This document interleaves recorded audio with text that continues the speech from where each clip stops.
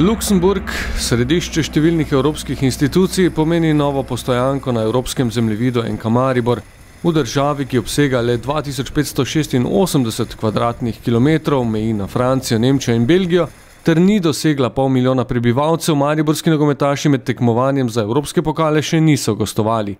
Vse je enkrat prvič. In v želji po zagotovitvi vsaj še 4 mednarodnih tekem se je vijoličasta odprava podala luksemburškemu izzivu nasproti.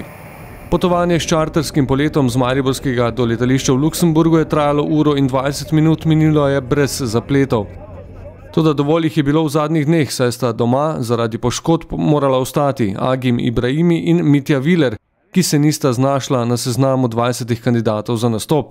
Aleksander Rajčević, ki je prav tako manjkal na sobotni otvoritvi prvenstvene sezone proti Hit Gorici, pa je šel na pot in se je čakalo, ali bo ob bolečinah v kolenu prestal aktivnosti na zadnjem treningu.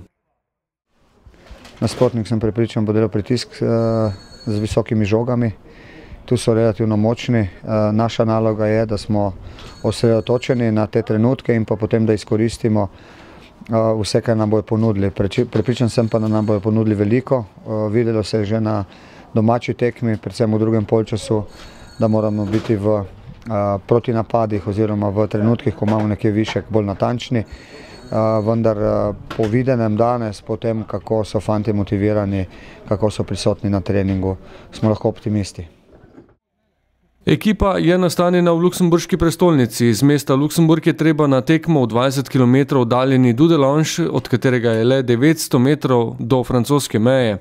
Neposrednega televizijskega prenosa dvoboja ne bo, tako da lahko le v klubskem videonapovedniku prikažemo, kje bo potekal boj za uvrstitev v tretji kvalifikacijski krog Lige prvakov. Na majhnem stadionu za 1600 gledalcev in z ozkim igriščem, ki je uspelo pridobiti UEFA-no dovoljenje ter lahko gosti tekmo slovenskim prvakom. Še bolj nenavadna je majhna razdalja od roba igrišča do prve ovire, zidu pod osrednjo tribuno, ki gotovo ne dosega zahtevanih 4 metrov. Za prilagoditev na razmere je moštvo opravilo uradni trening na prizorišču tekme. Fantje so odločni, da z aktivno igro pridejo do potrditve napredovanja. Prednosti 2:0 z Ljudskega vrta, ko sta zadela Argus in Ibrahimi, ne bodo branili. Ja, igrišče je nekoliko ožje, tako da tudi način igre bo malo drugačen, ampak ne vidim tukaj nobenega problema. Mi igramo jutri na zmago, samo to nas zanima in pripravljeni smo na vse. Vemo, da nasprotnik nas bo prve pol ure sigurno napadel, hotel bo doseči čim prej gol. Mi se bomo postavili tako kot vedno. Nič obrambno, zanima nas samo zmaga oziroma dober rezultat.